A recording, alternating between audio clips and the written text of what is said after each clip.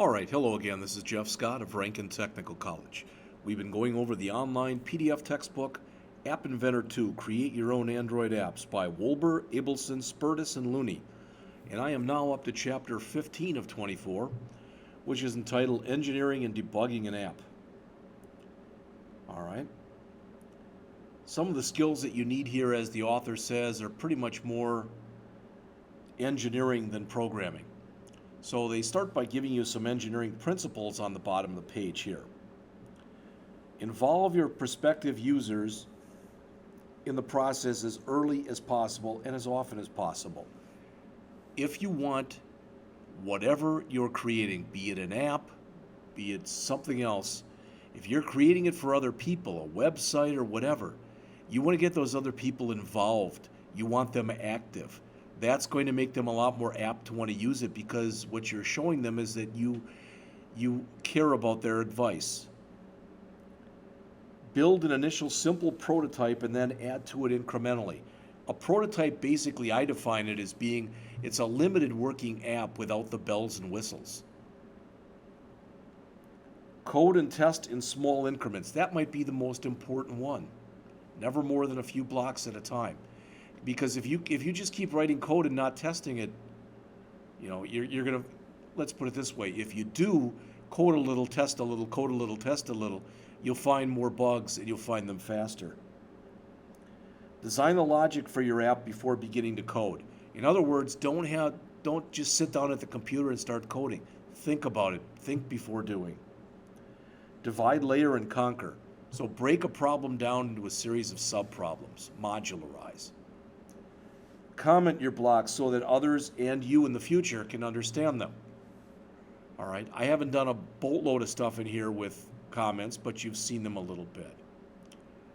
Learn to trace blocks with pencil and paper so that you can understand their mechanics. I often put this to my students as play computer, because that's in essence what you're doing. If you follow this advice, you'll save yourself time and frustration and build better software from the beginning. All right. Solve real problems. As mentioned here, the history of programming software is limited with great solutions for which there is no problem. And in English, think about what that means. You might have the best app idea ever, but if no one's interested in it, it's really not the best app idea ever.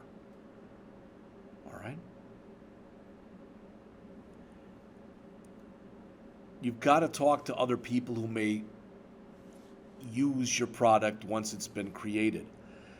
When you do this, you're having user-centered design and you're involving people. It means thinking and talking to prospective users. They mention that right here, early and often. All right, build a prototype. We already talked about this. Most users, if you show them an interactive model for what it is you're going to create, a prototype, again, a limited working model, they can look at it and say, yeah, that's what we're looking for, or no, it's not. And especially if it's no, it's not, then you haven't invested a lot of time and energy into something that maybe somebody doesn't want. Incremental development. Your natural inclination when you first start might be to add all of the components and blocks at one time. Sometimes called the Big Bang approach. Don't do that.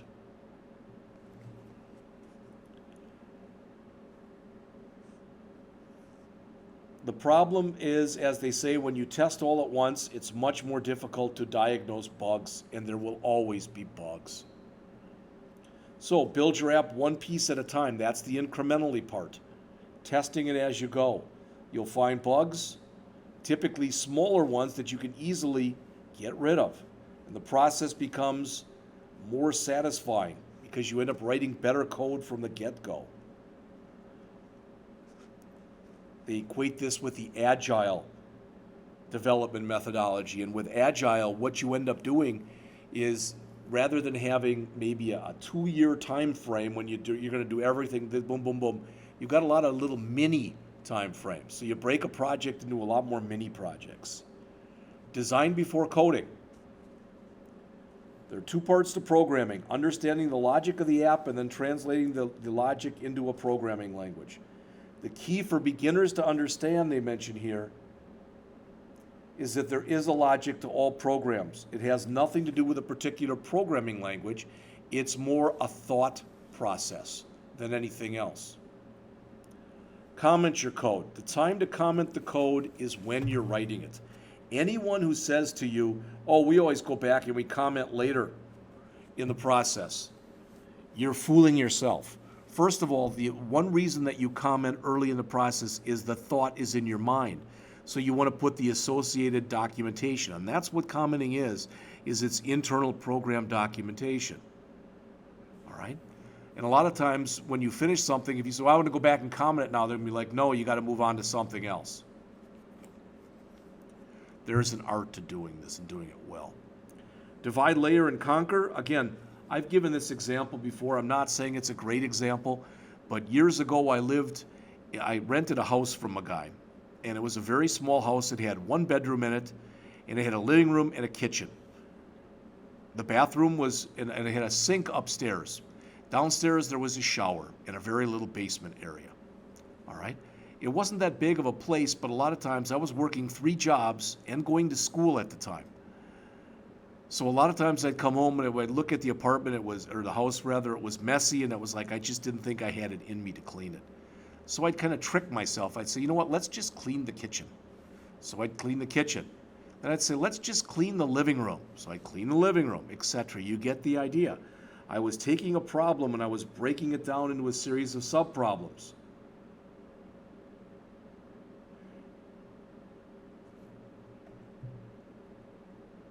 Understand your language, tracking with pen and paper. You should be able to, without using a computer, you should be able to explain to somebody what your program is doing and how it's doing it. All right? You want to see everything that's happening, especially when you're developing and testing software. Program requires a shift between 2 different views. You start with a static model, those are the code blocks, and you try to envision how the program will actually behave.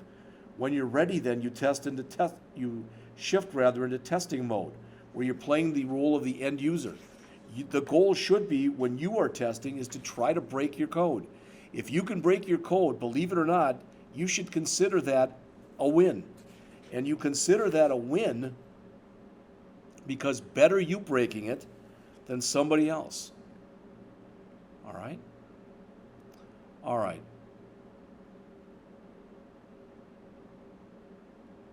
The author mentions here, when an app begins. Let's talk about what happens when the app begins. This is the top of the page, or near the top of the page here, on page 12 in this section, 259, or in my book, 231. So all of the component properties are set based on what you put in the component designer, and based on anything you put in the screen1.initialize. All right? And that's what they're showing in here. When you trace a program, you're able to understand you're becoming an expert on the program. And let's face it, if it's your program, you better become the one that's the expert on it.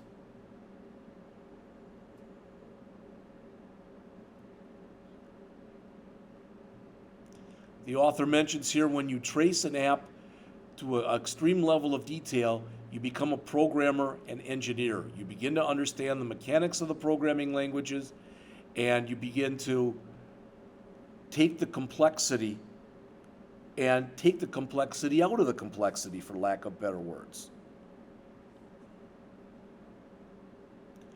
Debugging an app. Tracing an app step by step on paper is one way to understand programming. Programming environments, including AppInventor, provide high-tech version of pencil and paper tracing through debugging tools. These tools allow you to do things like pause an app at any point and examine its variables and its properties. Perform individual instructions to examine their effects. Watching variables, where you put a watch on a variable so while the program's running you can see the value of the variable. Testing just individual blocks. There's a tool in there called Do It. Let's see if I can find that in here.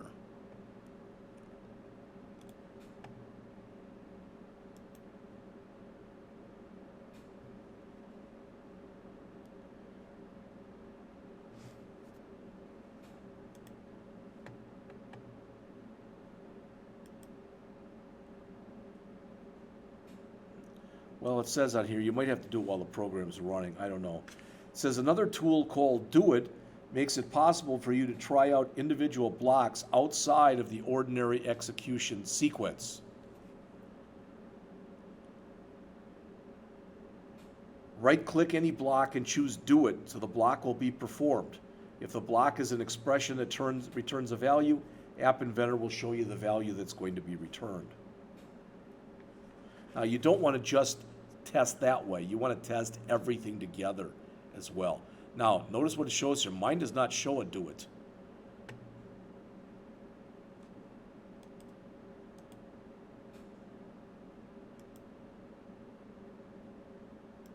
Oh, I guess you've got to be into a certain block. See that?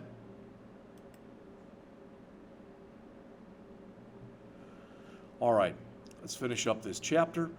Incremental development. That's what you use with Do It. Disabling blocks. You can disable something. That's kind of like commenting it out. The great thing they mention here about App Inventor is how intuitive and easy it can be to do things. Now, that's a relative term. It may be easy for some people and harder for others, especially if you're just a beginner. So when I come back, I'm going to go over chapter 16, programming your app's memory, and I'll be back with that shortly.